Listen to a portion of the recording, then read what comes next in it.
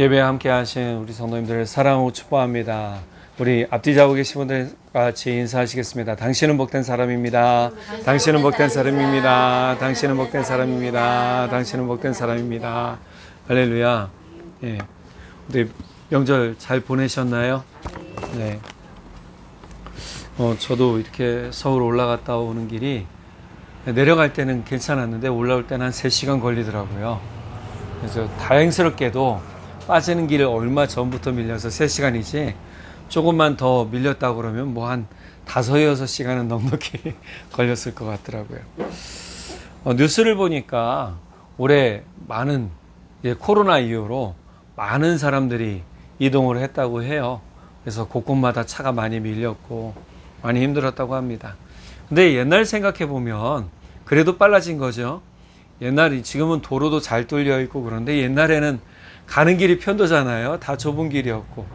저도 예전에 김포에서 서울 이렇게 왔다 갔다 했는데 버스 타면 한 50분 거리였거든요. 그런데 명절만 되면 그 길이 5시간이 걸리는 거예요. 안 가요, 차들이. 왜냐면 도로는 1차선, 2차선이고 딱 막혀 있으니까 못 가는 거죠. 근데 그렇게 힘든 길이 친척집에 딱 도착하고 친척들 만나면 다 잊어버리는 거예요. 힘들었던 것이. 왜요? 만나면 좋잖아요. 기쁘니까 그 기쁨 때문에 나의 모든 힘들었던 시간들이 다 상쇄가 돼버리는 거예요. 참 희한합니다. 이번 추석도 사실은 우리 가족들이 만나서 저는 좀 기도하기는 위로가 있는 시간이 되었으면 많이 좋았겠다라는 좀 마음을 가지고 또 생각도 했습니다. 자, 이제 오늘부터는요, 사도행전 4장, 5장부터 7장, 딱 요 3장을 가지고 좀 말씀을 이번 12월까지 좀 은혜를 나누려고 합니다. 좀 길죠? 좀 이렇게 쪼개서 은혜를 나누고자 하는데, 사도행전은 사도들의 행전, 즉 사도들이 복음을 전하는 그러한 내용들로 이루어져 있습니다. 복음 전하는 내용이 쉬운 내용이 아니에요. 내용 곳곳 보면요, 처음에는 잘 되는 것 같았는데 중간에 회방도 많고 방해도 많고 고난도 많고 핍박도 있고 옥에 갇히기도 하고 심지어 먼저 순교당한 사람이 7장 끝에 나오기도 해요. 이 복음을 전하는 여정들이 쉽지 않죠. 우리는 복음을 쉽게 전한다고 생각하는데 결코 쉽지 않아요.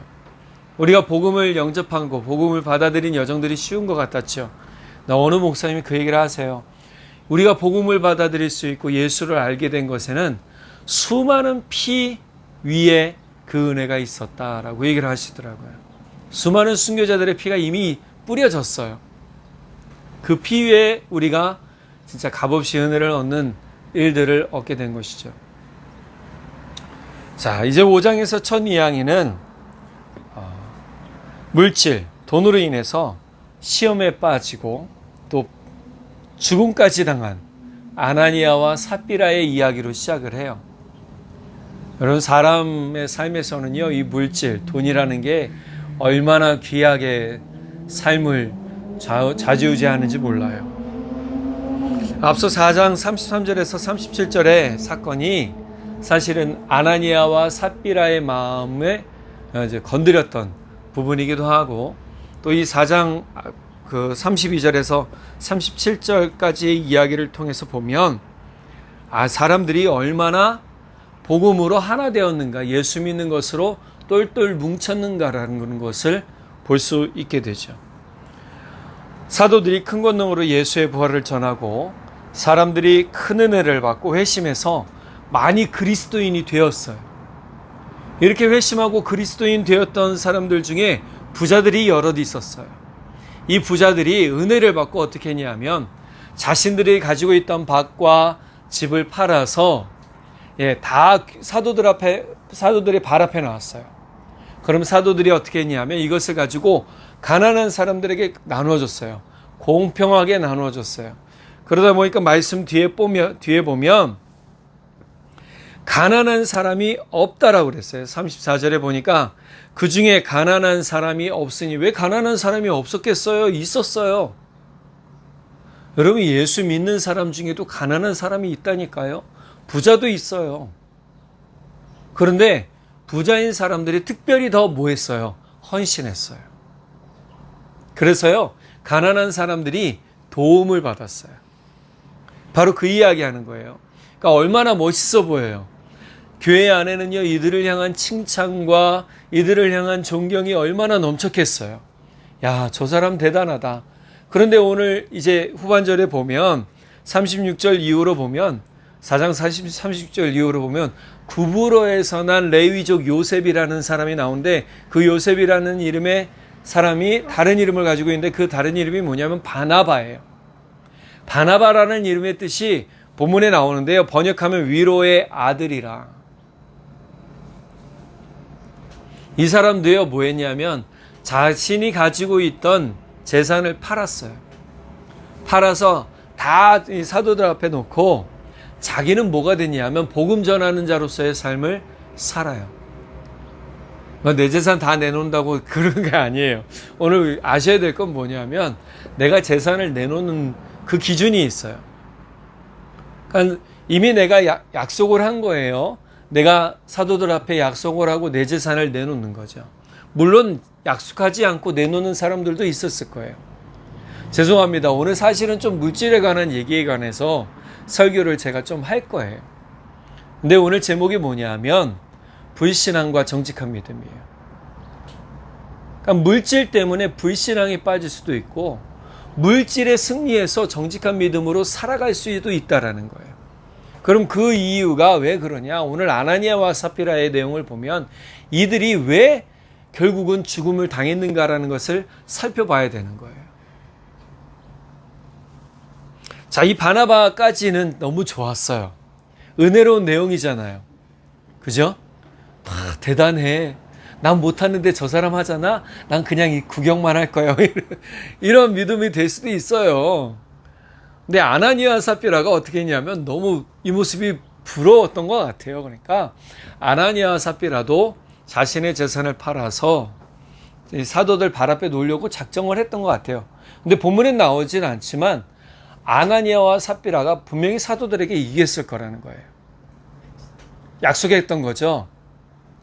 그러니까 약속을 하고 재산을 팔았을 텐데 이게 문제가 된 거예요. 자, 재산을 팔아서 발 앞에 놨는데 베드로가 성령을 통해서 이들이 거짓말한 걸 알게 돼요. 아마 아나니아와 삽비라는 먼저 바나바의 모습이나 먼저 행했던 사람들의 모습 가운데 야, 진짜 놀랍다. 진짜 저들의 삶이 빛이 나는구나. 영적으로 사는 것, 은혜로 사는 것이 어떤 것이구나. 야, 화려하진 않지만 우리 화려하진 않지만 찬양 부르지만 자꾸 우리 몸은 화려한 거로 들으려고 하죠. 화려하진 않지만 진짜 은혜로 사는 삶을 보았단 말이에요. 근데 사실 이때가 가장 위험해요. 왜냐하면 외형을 보고 유혹을 당한 것이기 때문이에요. 아나니아와 삽비라는 이 유혹을 이기지 못했어요. 아나니아와 삽비라가 처음의 행동과 그들의 행동을 통해서 심판의 결과를 맞이하게 돼요. 처음의 행동과 그 다음의 행동이 달라지죠.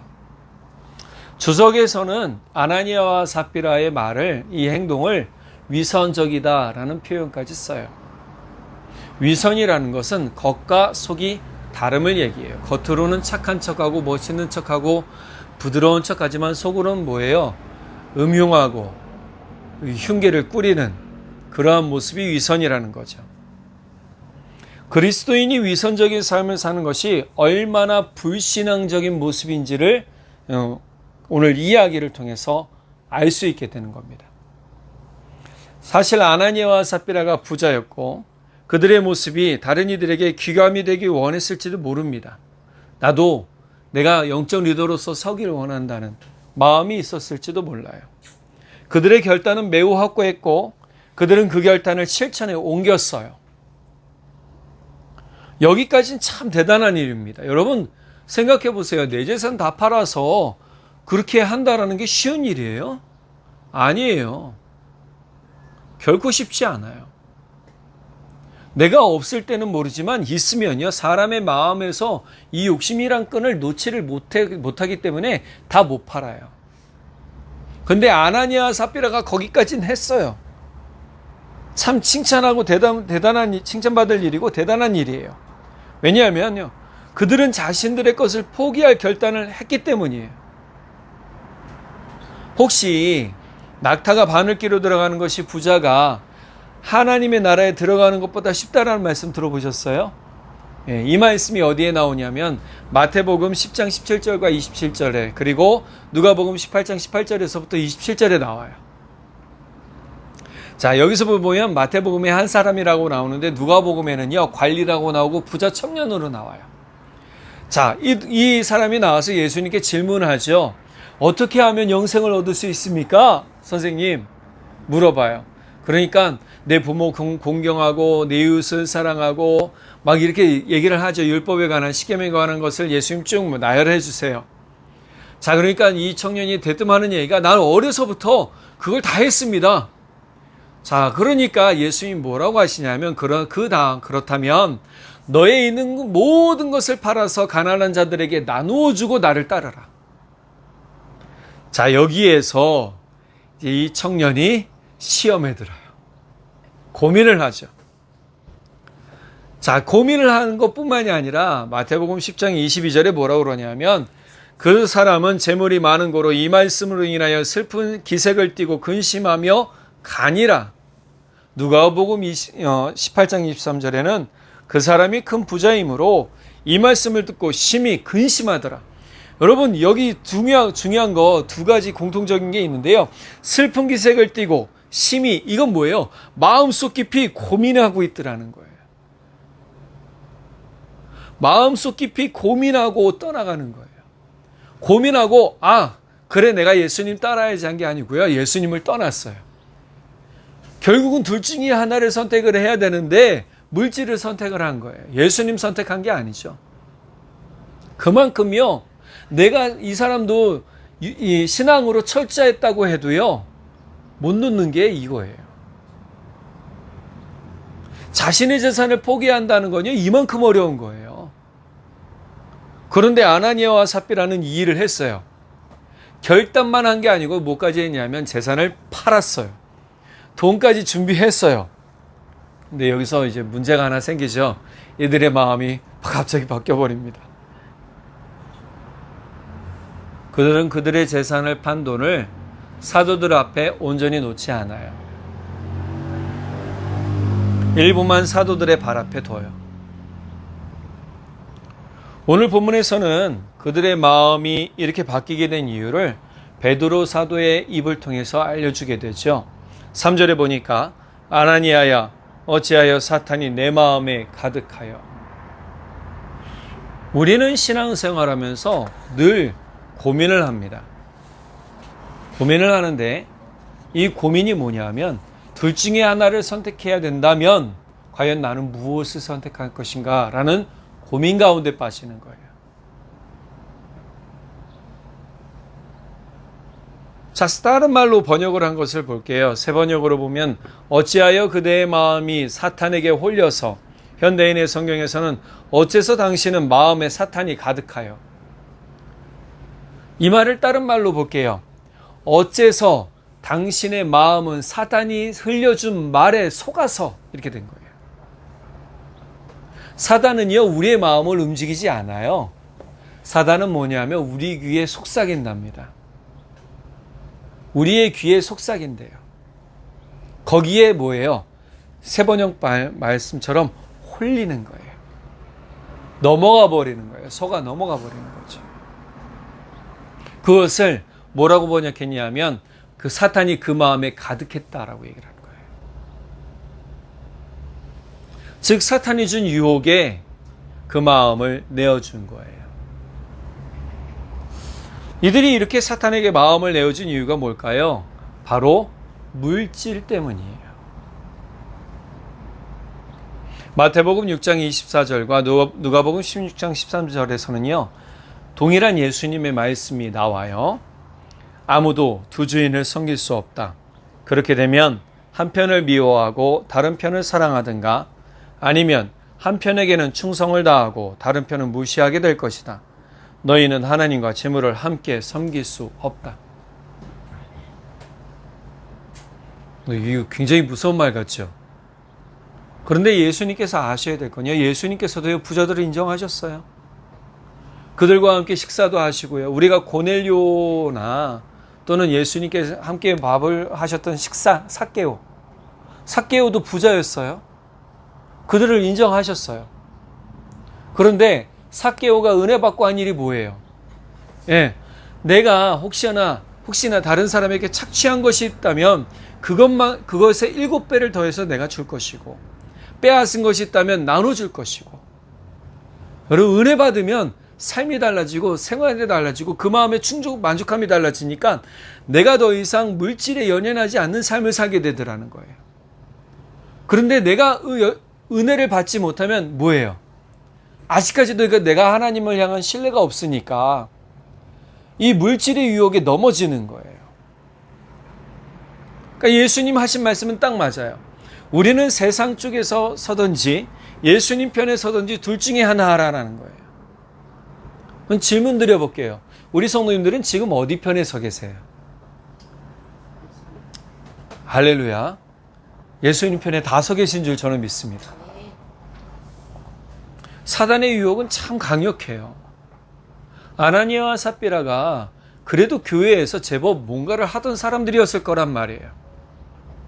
아마 좀 어느 정도 위치에서 뭔가를 하던 사람들이었을 텐데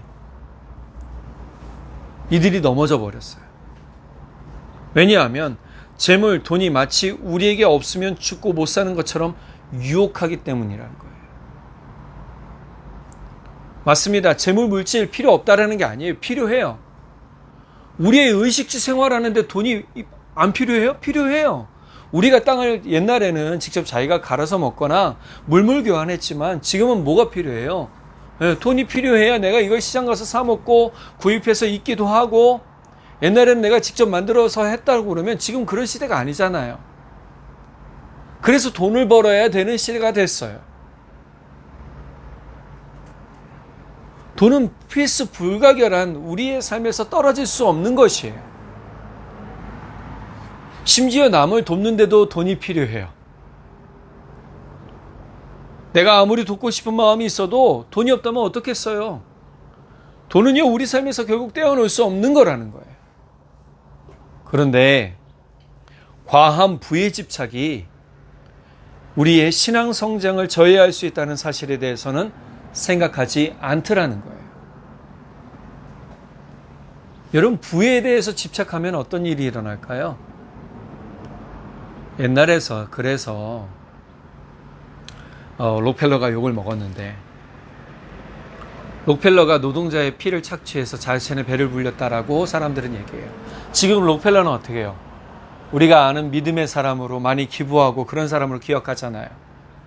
근데 록펠러도요, 한편에서는요, 노동자들의 피를 빨아 자신의 배를 불린 사람으로 이야기하고 있어요.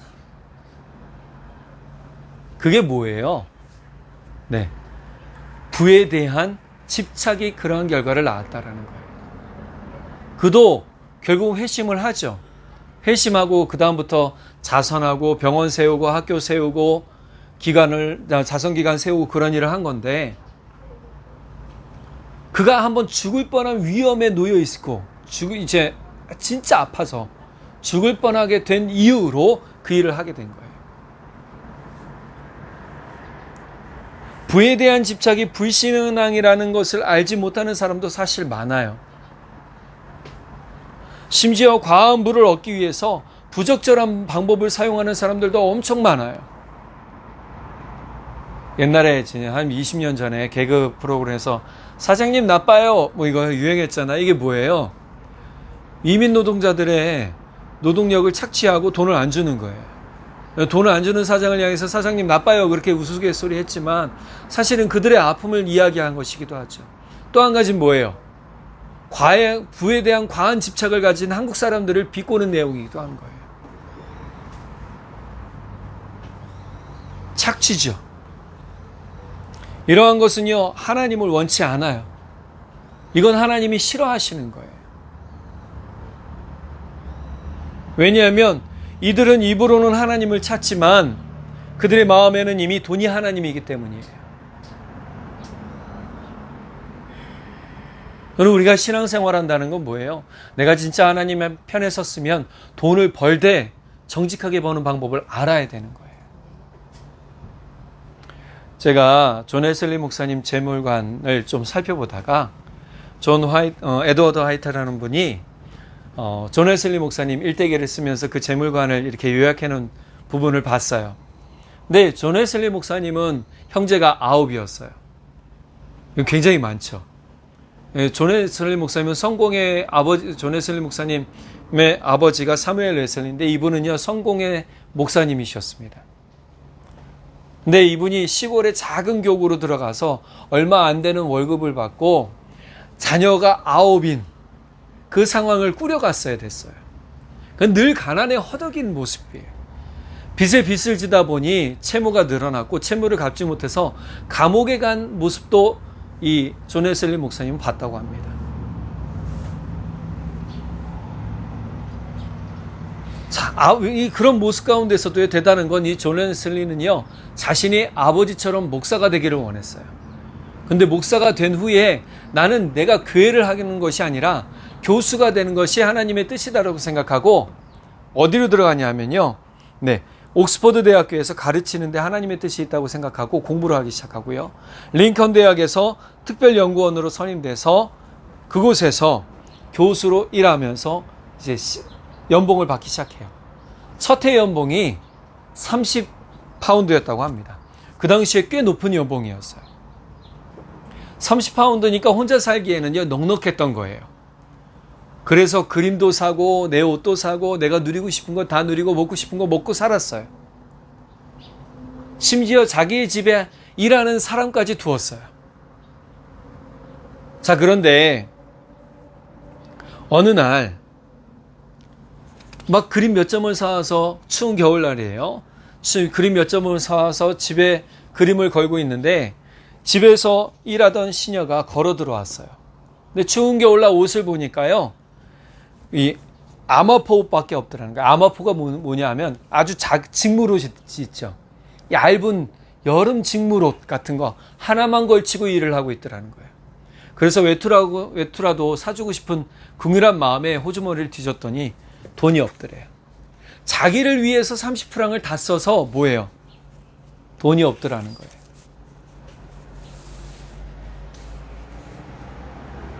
그 생각에 순간 하나님이 기뻐하시지 않으시겠구나라는 마음에 큰 충격을 빠진 거예요. 그리고 그 스스로에게 이렇게 얘기했대요. 내 상전께서 잘하였도다 착하고 신실한 종아라고 말씀하시겠나? 너는 이 가련한 사람을 추위에서 막아줄 만한 돈으로 벽을 장식했다. 공의여 자비여, 이 그림들은 이 가련한 시녀의 피가 아닌가? 존 웨슬리 목사님은 의복에 관해서라는 책을 쓰면서 자신이 경험한 또 자신이 깨달은 것을 그렇게 적었더라는 거예요. 자, 이 사건 이후로 존 웨슬리 목사님이 자신이 연봉을 받는 것에서 자기 생활비 고정적인 지출만 빼고 나머지는 이제 구지에 쓰기 시작했다고 합니다. 그 다음 해에 다시 30프랑 받았잖아요. 그래서 뭐 했냐면 자기의 생활비 28파운드만 두고 2파운드는 구제에 썼답니다. 그 다음 해에 60파운드 연봉 받았는데 올라서요. 60파운드 받은 것 중에 28파운드를 자기 생활비 쓰고 32파운드를 구제에 내놨대요. 그 다음 3년째 되던 해는요, 90프랑을 연봉을 받았답니다. 그러면 반은 내 거, 반은 구제 이럴 수 있잖아요. 그렇게 안 했대요. 똑같이 28파운드 내 생활비 쓰고 62파운드 구제에 내놨답니다. 4년째 되던 해에 120파운드 받았는데 92파운드는 구제에 쓰고 자기 생활비 30파운드 그것만 썼다고 그래요. 여러분 생각해 보세요. 얼마나 대단해요. 그러면서 이 에드워드라는 분이 이렇게 얘기를 합니다. 뒤에 제가 주보에도 올려놨는데, 그는 옥스퍼드에서 이런 관행을 시작했고 나머지 생애 내내 그렇게 행동했다. 수없이 수천 파운드로 뛰어 올랐어도 검소하게 살고 나머지 돈은 흔쾌히 냈다. 어떤 해에는 수입이 1,400파운드를 약간 넘었는데 그중 30파운드를 뺀 나머지를 다 냈다. 그는 보화를 땅에 쌓아두기를 두려워했고 그래서 그 돈은 장부에 기록되자마자 구세사역으로 빠져나갔다. 그는 한꺼번에 100파운드 이상을 소지한 적이 없었다고 기록한다.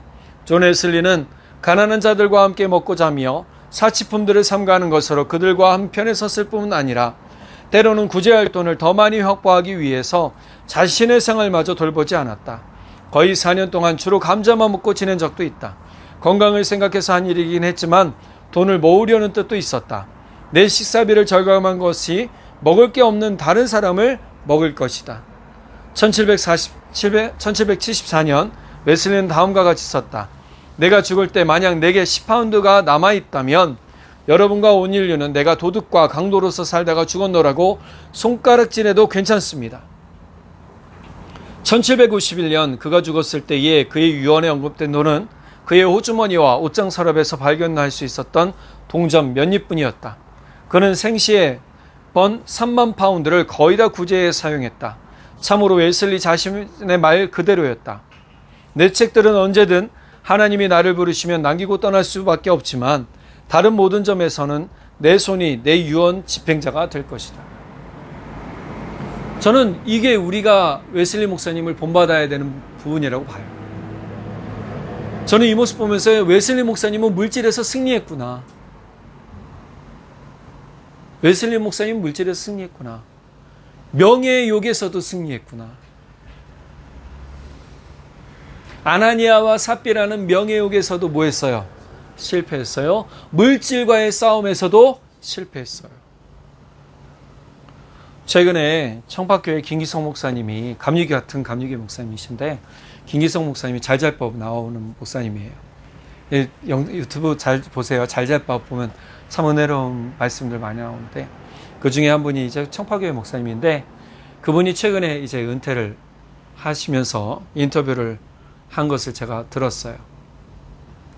그분이 이렇게 인터뷰를 하세요. 내게 주어진 여건만큼 살아갈 것입니다. 적게 먹어야 한다면 적게 먹고 좁은 집에서 살아야 한다면 좁은 집에서 살고 그것도 기쁘게 받아들이고 무엇이 오든지 기쁘게 받아들이겠다.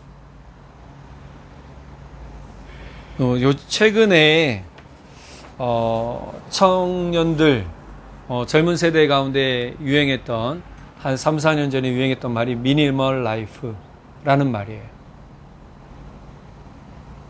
그러니까 작지만 작은 공간을 나의 알찬 공간으로 만들어가는 것에 만족함을 누리고 살아가는 것에 대한 이야기들이 꽤 많이 나왔죠.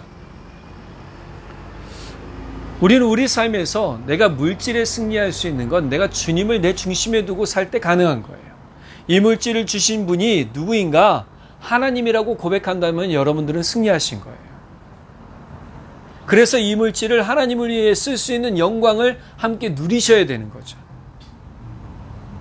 그런데 이것을 나의 만족을 위해 사용하는 방법이 된다면 우리는 기도해 봐야 되는 거예요. 나를 위해 쓰는 게 나쁘다는 게 아니에요. 그러나 과하게 쓰는 것이 문제가 될 수 있다라고 우리가 방금 읽었던 웨슬리 목사님의 이야기를 통해서 볼 수 있더라는 거죠. 바울 사도를 도왔던 빌립보 교회에 바울이 편지를 보내고 마지막 4장 부분에 중반 부분 넘어가면 바울은 빌립보 교회를 향해서 이렇게 이야기를 해요. 내가 가난하기 때문에 이런 말을 하는 것이 아닙니다. 나는 어떤 형편에서도 스스로 만족하는 법을 배웠습니다.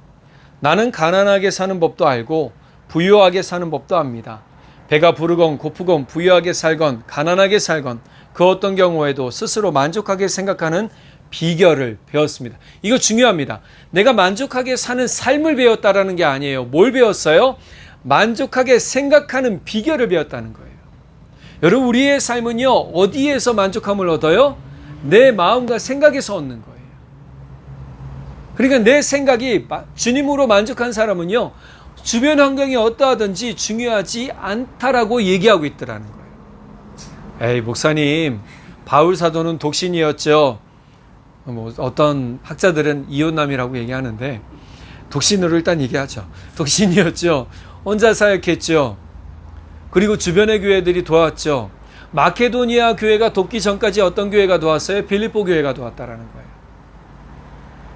사람도 보냈고 물질도 보냈어요. 사역을 하는데 물질이 필요 없는 게 아닙니다. 여러분, 물질이 필요합니다. 이 물질들을 교회들이 댔어요. 그러니까 혼자 사니까 그러겠죠.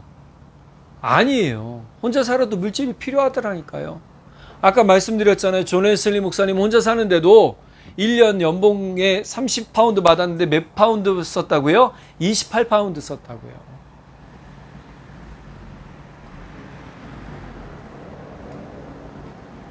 그리고 우리는 물질에서 승리하는 비결을 얻어야 되는 겁니다. 교회를 다니면서도 신앙생활을 한다면서도 이런 불신앙에 빠지는 게 그래서 너무나 안타까운 거예요. 불신앙은 하나님을 믿지 않는 것뿐만이 아니라 하나님을 믿는다 하면서도 실제로는 하나님이 아닌 다른 것을 마음 중심에 두는 것을 불신앙이라고 하는 거예요. 예수님은 율법학자들과 바리새파 사람들의 이런 위선과 불법을 책망하셨고요. 바울은 자신의 영적 아들인 디모데에게 이런 불신앙의 사람들과 멀어지라라고 얘기까지 해요. 불신앙의 범준을 단지 예수 믿지 않는 세상 사람이라고 얘기할 수가 없더라는 거예요.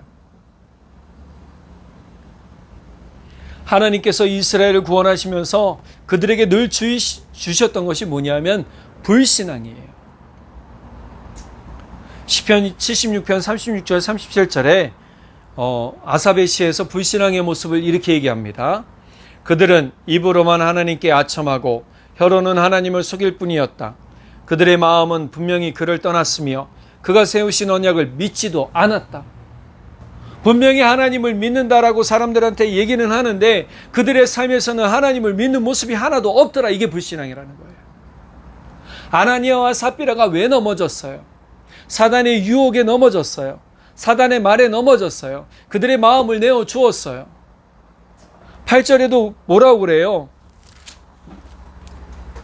9절에도 베드로가 그 안에 삽비라에게 이렇게 얘기하죠. 너희가 어찌 함께 꾀하여 주의 영을 시험하느냐? 보라, 내 남편을 장사하고 오는 사람들의 문 앞에 이르렀으니 또 너를 메어 나가리라. 아나니아뿐만이 아니라 삽비라도 그렇게 넘어졌어요. 지금도 이런 불신앙의 모습으로 사는 삶이라면 우리는 과감하게 이 모습을 버려야 할 줄 믿습니다. 결국 이런 불신앙은 성령을, 하나님을 속이는 것이기 때문이에요. 4절, 사람에게 거짓말한 것이 아니요 하나님께로다.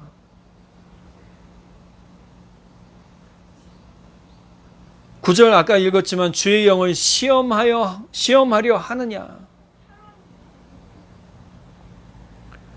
예수님의 경고도 동일합니다. 마태복음 12장 31절에 그러므로 잘 들어라. 사람들이 어떤 죄를 짓거나 모독하는 말을 하더라도 그것은 다 용서받을 수 있지만 성령을 거슬러 모독한 죄만은 용서받지 못할 것이다. 성령을 거슬러 모독한 죄라는 것은 성령을 속이는 것을 이야기해요. 아나니아와 삽비라의 결말이 주는 거 우리에게 겁주려고 하는 게 아니에요. 사실 이 말씀 듣고 11절에 보면 뭐라고 그래요? 온 교회와 이 일을 들은 사람들이 다 크게 두려워하더라. 두려워했다는 건 무서워했다라는 거죠. 그만큼 큰 권능이 있었기 때문에. 그런데 저는 이 말씀을 좀 역으로 봤어요. 그럼 왜 이 말씀을 기록했을까? 두려워하는 말씀이면 빼면 은혜로운 말씀만 봐도 되는데 왜 굳이 이 말씀을 기록해놨을까? 길게, 아주 세세하게. 겁을 주기 위한 게 아니라는 거예요. 우리가 정직한 믿음의 사람이 되기를 요청하는 내용일 수도 있다라는 거예요. 주님이 기뻐하시는 정직한 자의 모습으로 살기를 원하는 그러한 요청의 내용으로 저는 봤어요. 돈을 가지는 것도 물질을 소유하는 것도 다 합당한 일이에요. 그러나 과도한 집착을 통해서 그것이 하나님보다 앞서서는 안 되더라는 거예요. 돈을 열심히 벌어서 저축해야 돼요. 웨슬리 목사님도요, 다른 이야기를 통해서 보면 저축을 권고했다라고 그래요. 권면했다라고 그래요. 그러니까 저축하는 게 나쁜 게 아니에요.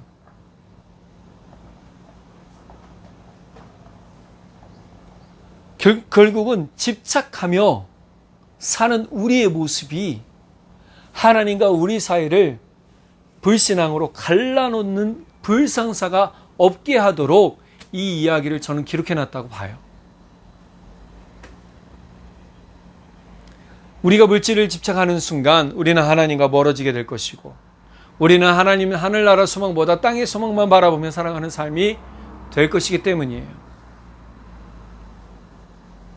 이 이야기가 주는 은혜가 결국 하나님 앞에서 정직임을 깨닫는다면요, 우리는 기쁨으로 이 교훈의 말씀을 받아들일 수 있어야 합니다. 그리고 우리는 하나님께서 주신 부를 더욱더 아름답게 쓸 수 있는, 누릴 수 있는 복된 방법을 찾아야 합니다. 그래서 웨슬리 목사님은요, 물질을 사용하는 4가지 우선순위를 이야기를 해요. 여러분, 이건 기록하면 참 좋을 것 같아요.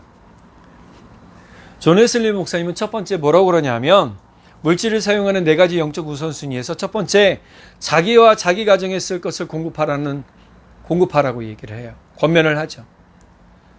신자는 자기 가족이 살아가는 데 필요한 물품들과 시설들, 즉 검소하되 충분한 영양분을 갖춘 충분한 음식과 입을 만한 깨끗한 옷과 살거처를 반드시 공급해야 된다.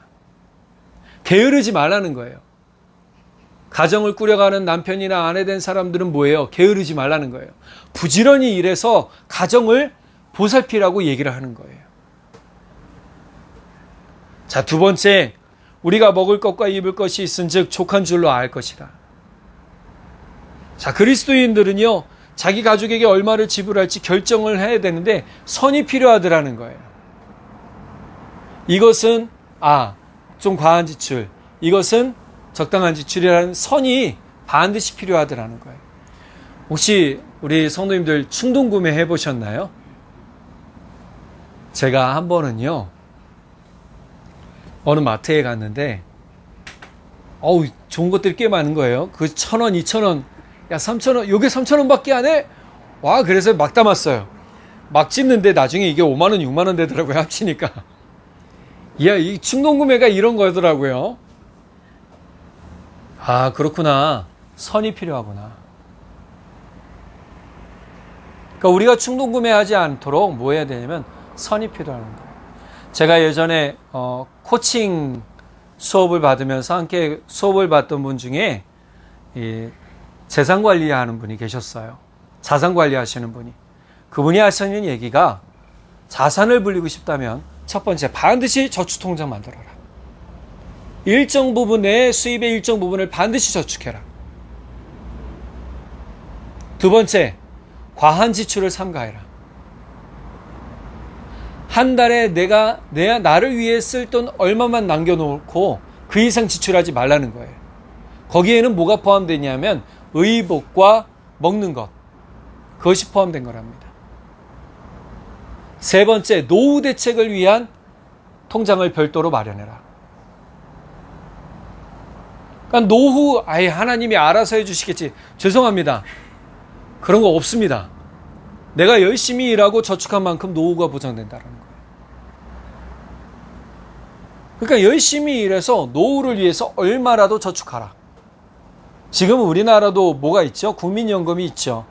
연금 플랜들이 요즘은 참 많아요. 그래서 얼마라도 내가 먹는 거 조금 줄이고 뭐하라? 저축해라. 요즘 젊은 세대는요, 커피 한 달 동안 안 마시는 값으로 주식 사기 뭐 이런 거 한대요. 죄송합니다.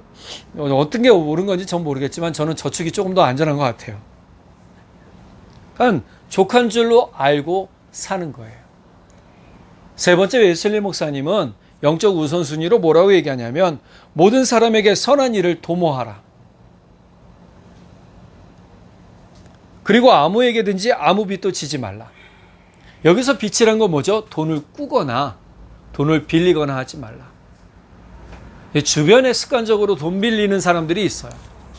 여러분 이거 나중에 큰 돈 빌리고 못 갚게 됩니다. 여러분 이런 나쁜 습관은 뭐 해야 돼요? 버려야 돼요. 그래서 좋은 습관을 들이라고 얘기하죠. 선을 도모하라. 자꾸 선행하는데 물질을 쓸 수 있는 방법을 강구하라는 거예요. 사업자들은 그 사업을 운영해 나갈 적절한 도구, 자본을 갖춰야 한다라고 또 이야기도 해요. 네 번째, 기회 있는 대로 모든 이들에게 착한 일을 하고 더욱 믿음의 가정들에게 해야 된다는 거예요. 다른 사람들의 아픔과 필요를 채울 수 있다면 우리가 남은 것에 조금 쪼개서 보태줄 수 있는 삶을 살아라라고 얘기하는 거예요. 그러니까 이 이야기가 너무 중요하죠. 웨슬리 목사님이 아까 어떻게 했다고요? 연봉 받은 것에서 자기 사용할 것만 딱 먼저 띄고, 물론 11조도 띄셨을 거예요. 띄고 그 다음 뭐 했어요? 구제에 다 나눠줬다는 거예요. 우리는 우리 삶에서 물질에 승리하는 비결, 사단에게 유혹당하지 않는 비결, 먼저 계획하는 겁니다. 주님께 기도하고 계획하며 쓸 때에 여러분 우리의 물질은 다른 데로 흘러나가지 않을 줄 압니다. 조그마한 푼돈 별거 아닐 것 같죠? 여러분 이 푼돈 모아보세요. 그러면요 큰 일을 위해 쓸 수 있는 자본금이 될 줄 믿습니다. 제가 선교를 잘 모를 때 시드머니란 말을 제가 잘 몰랐어요. 좀 부끄럽죠. 근데 시드머니란 말이 뭔가 봤더니 종잣돈. 우리 옛날 그러잖아요. 종잣돈이 필요하다고. 종잣돈인 거예요. 근데 이 종잣돈을 어떻게 하냐면 시드머니를 잘 마련하고 있어야 된다는 거예요. 선교하는데도 시드머니가 필요하고 교회 세우는데도 시드머니가 필요하고 종잣돈이 필요한 거예요. 그런데 남을 돕는데도 뭐가 필요해요? 종잣돈이 필요해요. 그럼 이것을 계획적으로 쓰지 않으면 결국 우리의 삶은 어디선가 줄줄줄 흘러가 버리는 거예요. 새버리는 거죠. 돈이 필요할 때 돈이 없어지는 거예요.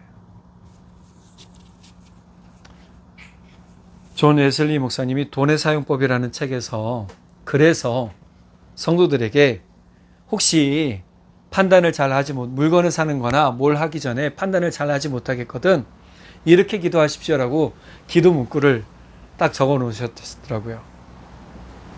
자, 제가 주보에 적어 놨는데 한번 읽어볼까요? 주님, 시작. 주님, 주께서는 제가 이 돈을 이 음식, 옷 또는 가구에 지불하려고 하는 줄을 아십니다. 그리고 주께서는 제가 당신의 재물을 맡아 관리하는 자로서 주님이 그것을 제게 맡기실 때 뜻하신 바에 따라 그 재물 중 이 부분을 지출하는 것이 바른 눈을 가지고 행동하는 것임을 아십니다. 주께서 명하신 대로 제가 주의 말씀에 순종하여 이 일을 하는 줄을 아시오며 이는 주께서 그렇게 명하셨기 때문입니다. 간구하옵나니 이것이 예수 그리스도를 통한 거룩한 재물이 되게 하옵소서. 그리고 제 안에 증인을 주시사 주께서 모든 사람을 그 행위대로 갚으실 때 이 사랑의 노역 때문에 제가 상을 받게 하옵소서. 아멘. 물질에 승리하는 것, 여러분 우리가 불신앙을 이겨내는 것, 그것은 정직한 삶, 정직한 물질의 사용에 있더라는 거예요. 하나님을 위해 물질을 사용할 수 있는 은혜가 우리 성도님들에게 더욱 복되게 있기를 간절히 축복합니다. 그것을 통해서 하나님께서 하늘의 기름 부음을 부으시고 땅의 열매로 충만하게 되어지기를 간절히 축복합니다. 반드시 주님은 그런 분들에게 복의 문을 열어주십니다. 물질에 시험 들어서 주님을 떠나가는 사람, 물질을 하나님보다 더욱 사랑하는 불신앙의 사람이 아니라 진실되게 정직한 믿음으로 하나님을 사랑하는 사람, 또 예수님만을 사랑하는 우리의 모습으로, 승리자의 모습으로 살아가는 우리 모두가 되기를 예수님의 이름으로 간절히 축복합니다. 기도하겠습니다. 사랑의 하나님 아버지, 참 감사합니다. 오늘 아나니아와 삽비라 이야기를 통해서 우리가 불신앙을 어떻게 이겨낼 수 있는지, 또 우리 가운데 다가온 물질의 유혹을 어떻게 이겨내고 정직한 믿음으로 살아갈 수 있는지를 알게 해주셔서 감사합니다. 우리가 사단을 향하여 귀를 막게 하시고 주의 말씀을 향하여는 귀를 열어 아멘으로 화답하며 하늘 양식을 먹고 하늘 은혜로 충만한 우리의 삶, 또 하나님을 향하여 정직하여 승리한 모습으로 찬송 부르며 주님께 향하여 기쁨과 영광을 돌려드리는 우리의 모든 삶 될 수 있도록 성령 하나님 지혜 주시고 은혜 더하여 주옵소서.